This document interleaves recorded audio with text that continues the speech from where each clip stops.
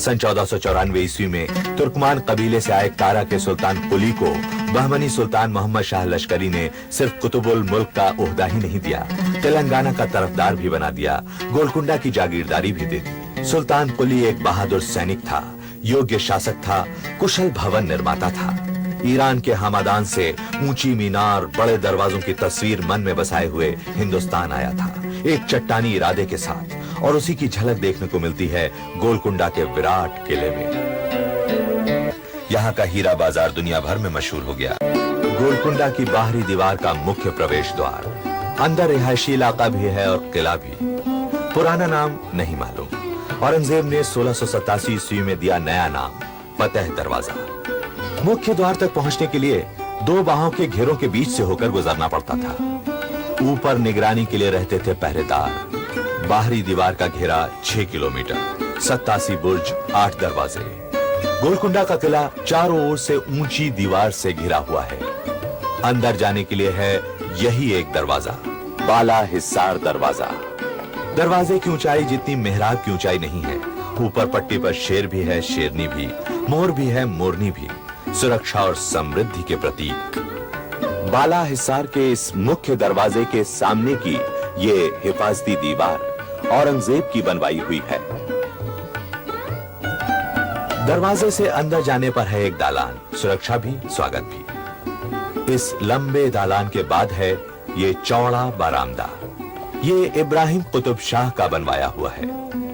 और आइए अब देखते हैं कारीगरी का चमत्कार, आवाज का जादू।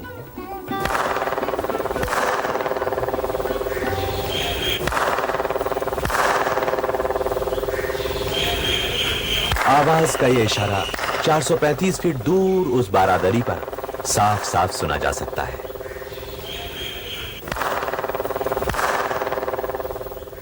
मुख्य दरवाजे की बाईं ओर असलह खाना, तो बंदूक बारूद रखने का गोदाम, नक्कार खाना, कभी शहनाई गूंजी, कभी नगाड़े धमके।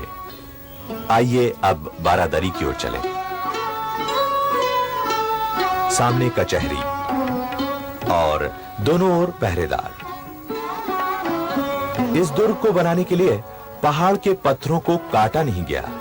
वे जिस अवस्था में भी थे, दीवार बनाने के लिए उनका इस्तेमाल कर लिया गया। ये 362 पत्थर की सीढ़ियां 3 मोड़ों से गुजरती हुई ऊपरी सिरे पर बारादरी तक ले जाती हैं। अनाज रखने का भांडार, भंडार से बाहर जाने पर थोड़ी ही दूर पर है अंबर खाना, यानी सामान रखने के लिए जगह। इब्राहिम कुली कुतुब शाह ने 1560 में बनवाई थी ये मस्जिद। बाल हिसार के अंदर है ये देवी मंदिर, पुराने काकतीय दुर्ग की स्मृति। कुतुब शाही सुल्तानों ने इसे तोड़ा नहीं, ये उनकी धार्मिक समन्वयक दृष्टि का ठोस सबूत है। दीवाने खास, जहां सुल्तान और वजीर, ऊंचे ऊंचे अधिकारी सलाह मशवरा करते थे, नीति निर्धारित करते थे। बारादरी की ऊपरी छत इस इलाके की सबसे ऊंची जगह, जहां से दूर दूर तक चारों तरफ निगरानी रखी जाती थी। फरियाद है, फरियाद है। जी हां, यही है दाद महल। कहते हैं यहां फरियादी खड़ा होता था और दूर ऊपर ओट में सुल्तान बैठे रहते थे। और फरियादी की सिर्फ फरियाद ही नहीं, बल्कि उसके दिल की धड़कन भी गूंजकर ऊपर सुल्तान तक पहुंच जाती थी। देखिए, हर फैसले के बाद जब सुल्तान दीवाने खास यानी बारादरी से दौलत खाना आलिया की ओर लौटते थे, तो यही होता था उनका रास्ता। दोनों तरफ पहरेदार और इस दालान में किला कोतवाल। बारादरी के दूसरी ओर से रिहायशी इलाके में जाने के लिए हैं 280 सीढ़ियां, और यहां से शुरू होता है रिहायशी इलाका। महलों में पानी पहुंचाने के लिए पानी को नीचे से पहले 350 फीट तक 3 फारसी रहट से उठाया गया।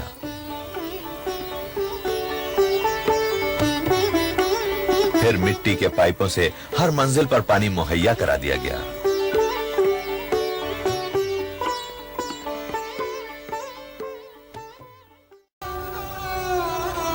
और यह है रानी महल के भीतर की जनाना मस्जिद।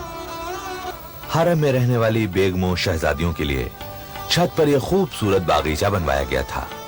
5 फव्वारे थे यहाँ और दुनिया भर से चुन चुन कर बेशुमार फूल लाकर यहाँ लगाए गए थे। ये था शाही हम्माम, जहां कभी सिर्फ रानियां महारानियां स्नान करती थीं।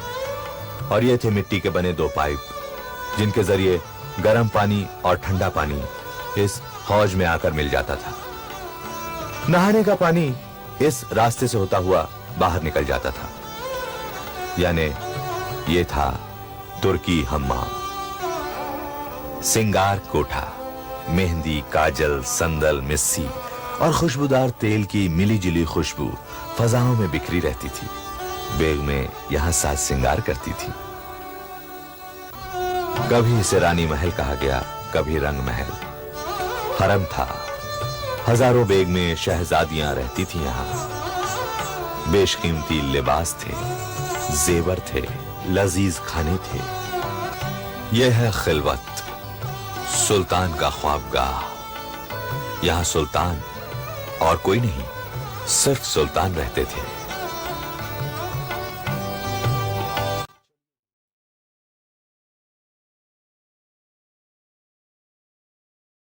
सन 1687 ईस्वी अब्दुल्ला पानी सरदार खान ने दगाबाजी की, किले का दरवाजा खोल दिया।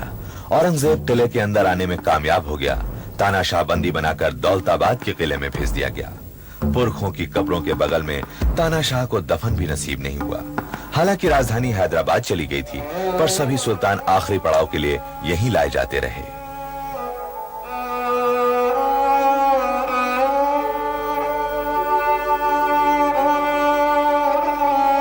मुगलिया गोले बारूद ने हिफाजती दीवारों को, ऊंचे बुर्जों को, नाजुक महलों को मिट्टी में मिला दिया। छत के बागीचों को उजाड़ दिया। अब तो न महल हैं, न हम्माम, न झरोखे, न दरवाजे। फालिज ज़दा की तरह खड़ी हैं चंद बदरंग टूटी गिरती दीवारें। इतिहास की किताब के चंद फटे जले पन्ने।